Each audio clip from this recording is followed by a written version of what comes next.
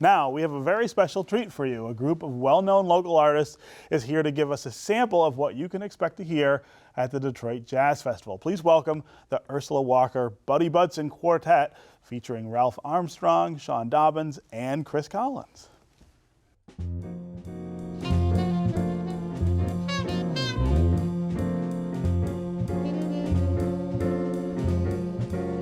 I love the looks of you, the lure of you, and the sweet of you, the pure of you, the eyes and nose and the mouth of you.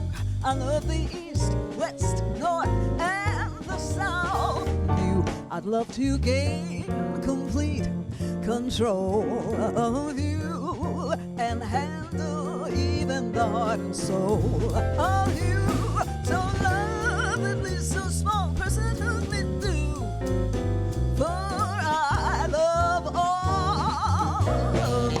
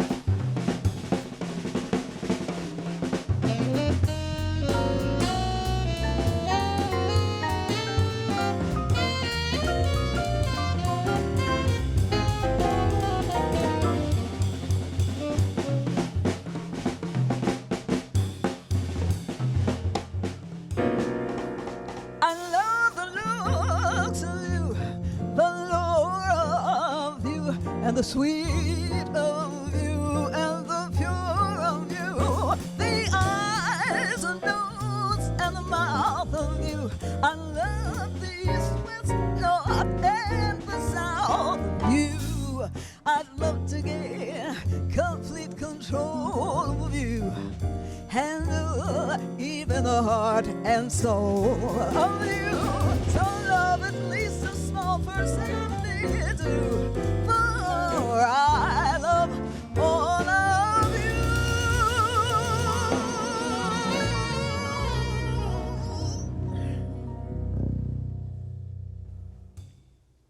I'm not sure Nancy Wilson has anything on Ursula Walker.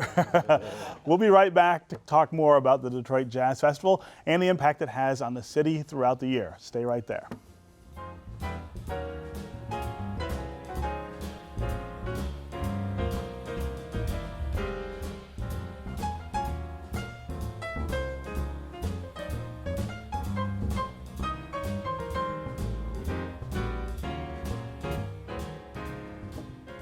So the Detroit Jazz Festival is a major tourist attraction for the city, but the festival is much more than just one weekend's event. Its influence on arts and culture can be felt throughout the year. We're back with Cornell Batie, Sharon Banks, and Chris Collins. Chris, how does the Jazz Festival's mission impact the city all year long? Well, you know, I'll let Cornell and Sharon speak to it too, because they have such close connections in diverse organizations throughout the city.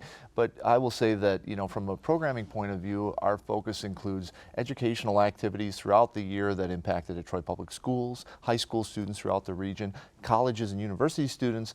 Our artistic artist in residence program works with all those levels along the way. And then we have a number of national competitions where we search for those artists up to 35 years old that are in the heart of their career that maybe we don't see in the national pipeline. We bring them in not only to play at the festival, but to play throughout the year at the club, so Detroit gets a sense of these wonderful artists, and they have a chance to interact with our Detroit artist base, creating a real sense of community and togetherness. Right, right. I get the sense that for the organizers and for the trustees in particular, this is the point. It's that it goes far beyond Labor Day. Right? Absolutely, and we really do consider ourselves ambassadors, cheerleaders for the Jazz Festival all year round, because it's our responsibility to make sure that the community at large, to make sure the business leaders, those in civic and philanthropic and faith-based organizations, media organizations, we're out there all the time as to why it's important that the work that's being done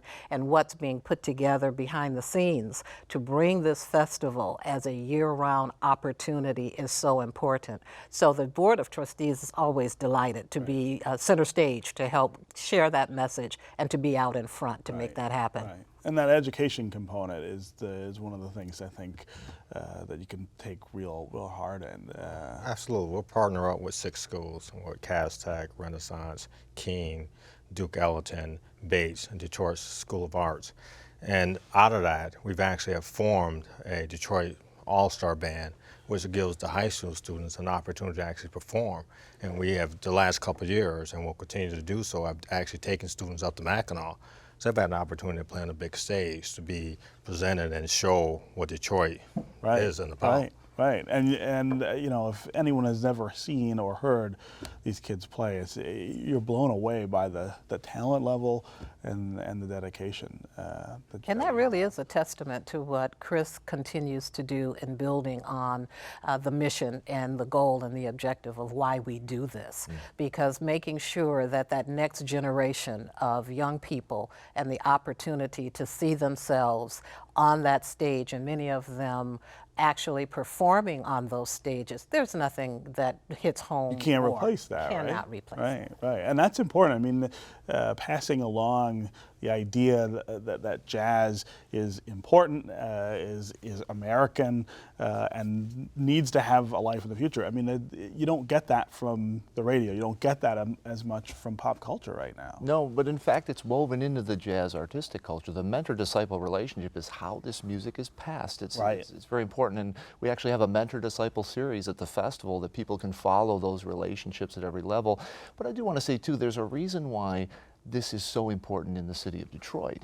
You know, the city of Detroit has an interesting collection of cultural elements that allow jazz and creative art in general to flourish. Yes. And so we have we still continue to propagate these amazing young artists, vocal and instrumental, that because of the intensity of the church and gospel music, R&B and blues, the fact that a lot of parents and grandparents in Detroit still listen to John Coltrane on their record players, that weaves itself into the DNA of youth. And so in addition to having, you know, great educational output, the Detroit Jazz Festival is fortunate to be in one of the cities that can boast an intense relationship with jazz, and one where it is part of our, really part of our genetic makeup. Right, right. We were talking a little during the break about the fact that, Chris, you're the artistic director, and you are also a musician. I mean, as I said, you were sitting in with the Ursula Walker Buddy Budson Quartet.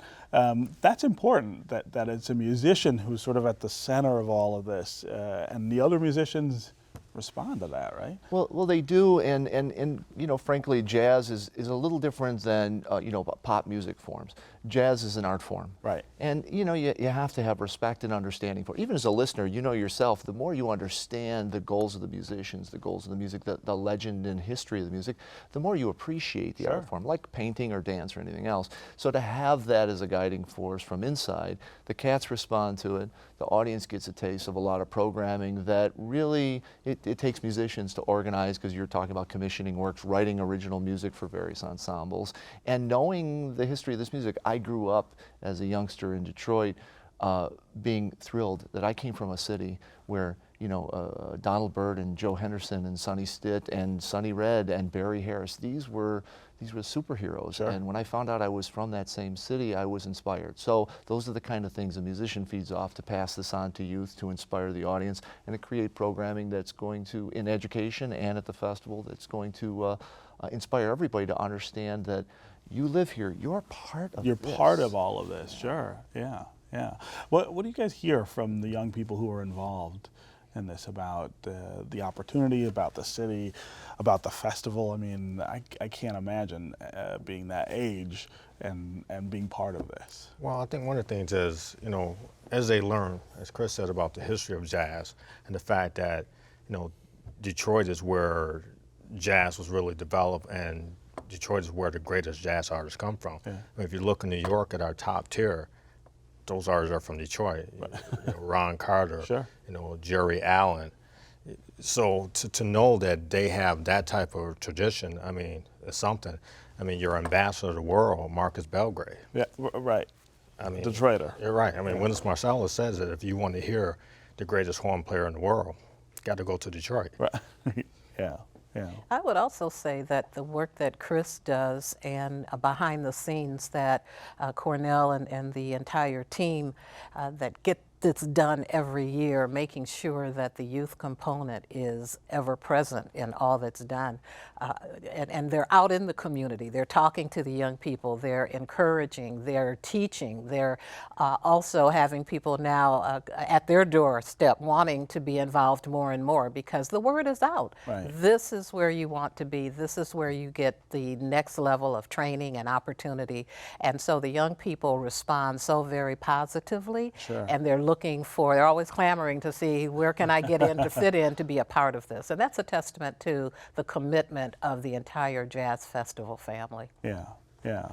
I can't wait to see Regina, I have to say, perform Labor Day weekend. I feel like, you know, lately especially, she has just sort of taken such a broad view of the music, and sort of sewn lots of different pieces of fabric of music together to make jazz. How did you guys settle on her as the... Well, you know, when I keep close track of all the cats from Detroit, Yeah. you know, and they're really important to us. And Regina and I grew up in town together. We knew each other Yeah. many years ago. And this new music she's doing, Southern Comfort, is a great example of finding yourself a little bit as an artist, Absolutely. and bringing fiddle music and stuff that's relevant to her instrument. And, you know, it's worth mentioning one other artist, the great Frida Payne is with us this year. Right. And it ties into the youth thing in a special way. Frida's doing a jazz set, and I mean it's a jazz set, with the Airman to Note Big Band. Bill Cunliffe arranged it, Oh, wow. real beautiful swing and stuff. Yeah. Frida has agreed to present the winner of our Youth Detroit Divas competition, a youth vocalist, all 18 and under. And not only is she going to present her, but this young lady will be singing with the Airmen of Note Big Band on Frida's set. Oh, wow. So even the artists have embraced the importance of the mentor-disciple relationship. Right. Oh, that's great. Well, it's always great to have you guys here. I can't wait to get downtown. I live downtown, so I just go walk around the corner to the festival. Thanks for being here. Well, thanks for having us. Yeah.